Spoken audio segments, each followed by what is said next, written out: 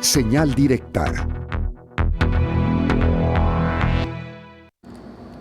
9:31 y le recuerdo que el 7 de marzo pasado el Congreso del Estado rechazó una propuesta de reforma a la ley del registro civil aquí en Jalisco que pretendía eliminar la limitante de edad para que personas menores de 18 años pudieran cambiar su género en su acta de nacimiento en función de su identidad de género. Esta propuesta pues fue rechazada con 21 votos en contra y 13 a favor por parte de las y los legisladores y quedó pues en vilo, quedó en el limbo esta propuesta que de hecho pues la Corte era quien estaba señalando que si no se hacía esta reforma iba a caer en un desacato y sin embargo la rechazaron y se quedó en la congeladora. Para platicar sobre eso tenemos a Ángel Pimentel Pinedo, quien es presidente del Colegio de Profesionales de la Psicología del Estado de Jalisco, a quien saludo con mucho gusto. Muy buenas noches, Ángel, ¿cómo estás?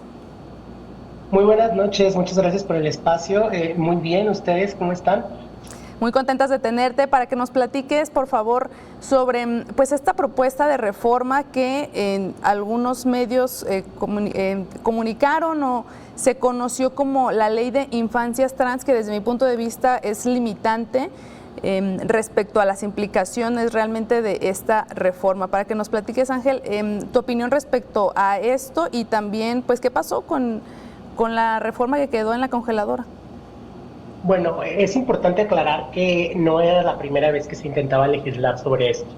En abril del 2022 se aprobó un paquete de iniciativas que favorecían los derechos de las personas LGBTIQ+, entre ellas una ley de cambio de identidad que era regresiva en materia de derechos humanos porque en 2020 el Ejecutivo, que en aquel momento lo encabezaba el ingeniero Enrique Alfaro Ramírez, había hecho una modificación al reglamento del registro civil para que los cambios de acta se pudieran hacer sin límite de edad y sin que estuvieran en la ley del registro civil. Entonces en 2022 se aprueba esta ley que en aquel momento se le llamó Ley Caro, porque era de Salvador Caro, que en aquel momento, cuando la había presentado una legislatura antes, pues formaba parte de la fracción parlamentaria de Movimiento Ciudadano. Actualmente es morenista, aun cuando ya no es legislador, ¿no? Esta Ley Caro lo que hacía era reglamentar o poner en la ley del registro civil los cambios de identidad, pero se hablaba de personas mayores de 18 años. Se aprueba esta ley junto con la penalización de los ecociclos, las terapias de conversión, los crímenes de odio, matrimonio igualitario. Se hace toda una aprobación de un paquete de reformas que beneficiaban a la población LGBT. Lo que sucede es que la Suprema Corte le dice el año antepasado al Congreso del Estado, oye, pues como que cometiste un error, ¿no? Porque hiciste una regresión de derechos. Entonces llamó a señalar a través ay, se me fue el nombre del instrumento jurídico, pero la Suprema Corte saca un llamamiento al Congreso del Estado a que homologue la ley de registro civil para que se elimine la limitante de edad y no se pongan requisitos que puedan violentar la integridad de las y los menores de edad.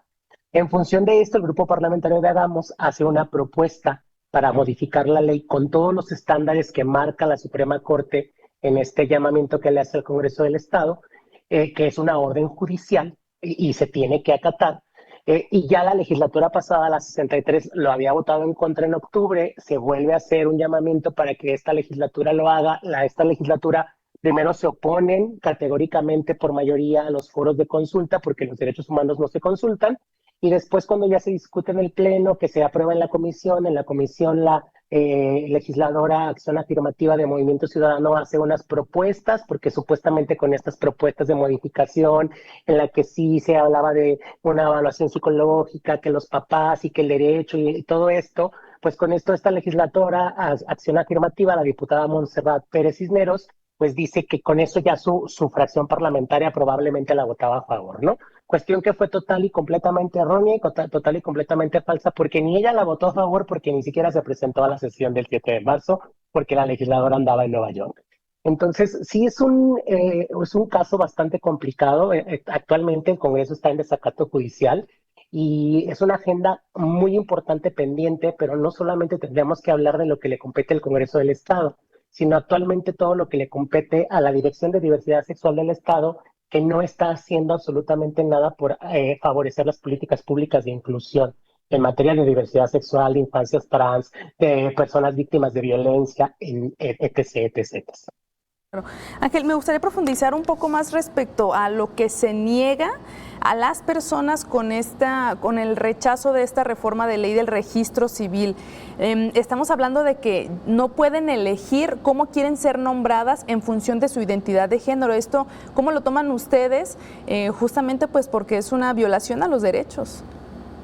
Bueno, pues hay repercusiones muy importantes, repercusiones que son y que van encaminadas a este rechazo estructural y las consecuencias que evidentemente tiene a nivel psicoemocional, a nivel psicosocial, que una persona no pueda ser reconocida por cómo quiere ser llamada y ni siquiera puedan respetarse los pronombres que esta persona elija, ¿no? Se interpreta así, efectivamente, como lo acabas de mencionar, como una violación a los derechos humanos. Sin embargo, hay cientos de herramientas que se pueden utilizar, como las que se han utilizado a lo largo del tiempo y como las que ya existían, porque yo te mencionaba que desde antes de que existiera esta reforma que se dio en el 2022 y este rechazo que se dio en el 2023 y en el 2024, desde el 2020 en Jalisco se reconocen a las infancias trans y está en el reglamento del registro civil. Esto nos habla del poder que tiene el poder ejecutivo para poder hacer cambios y para poder garantizar derechos aun cuando estos no estén legislados. Es una atribución que tiene el Poder Ejecutivo, que en este caso en aquel momento lo tuvo Alfaro por el buen trabajo que se tendría que reconocer en el aquel entonces director de diversidad sexual Andrés Treviño Luna, lo que actualmente no está sucediendo con la actual directora de diversidad sexual del Estado de Jalisco, la maestra Viviana Arce. Sí, y justo quería preguntarte eso sobre la Dirección de Diversidad Sexual. ¿Cuáles les gustaría a ustedes que fuera el papel de esta dependencia, pues justamente para representar los intereses de la comunidad LGBTIQ+? Bueno, pues lo primero que la dependencia tendría que hacer es representar a la población que está representando, ¿no? Así como las acciones afirmativas en el Congreso, que actualmente son la diputada Montserrat Pérez Cisneros y la diputada Norma López de Morena, Viviana Arce es una directora que es una persona, una mujer abiertamente LGBT, que en teoría debería de representar los intereses de la población LGBTIQ+. Lo único que ha demostrado desde que asumió el cargo, y ojo, que vale la pena aclararlo, anterior a que se le asumiera en el cargo, diversos colectivas y colectivos que trabajamos en temas de diversidad sexual y de género, tuvimos reuniones con el subsecretario de Derechos Humanos, el doctor Alberto Vallardo, para hacerle saber que estábamos inconformes y preocupados por la designación de la directora Viviana Arce, porque tenemos conocimiento de muchos años de las malas prácticas que ella ha realizado junto con las organizaciones con las que colabora y que se están dando dentro de la dirección. Actualmente están poniendo como director del programa para prevención de violencia, el MAVIT, que fue una política pública muy acertada de la administración pasada en esa dirección, a una persona llegada a la directora sin que necesariamente tenga la preparación ni tenga el conocimiento del trabajo comunitario para poder atender a personas víctimas de violencia LGBTI fóbica y que el Estado en teoría les tendría que dar este acompañamiento.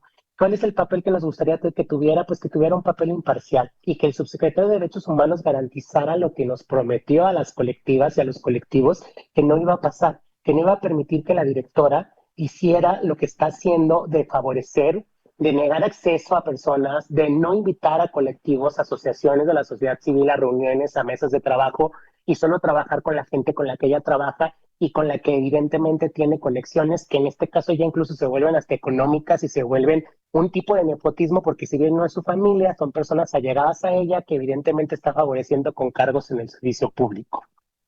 Lo que mencionas, Ángel, y también preguntarte un par de cosas ya para ir cerrando. Me gustaría que profundizaras también un poco sobre cuáles son estas implicaciones psicosociales en las personas que pues se les niega su derecho a ser reconocidas o reconocidos tal y como ellos deciden, y también por otra parte si ustedes van a impulsar de nuevo esta discusión en el Congreso o cómo plantean que vuelva a retomarse.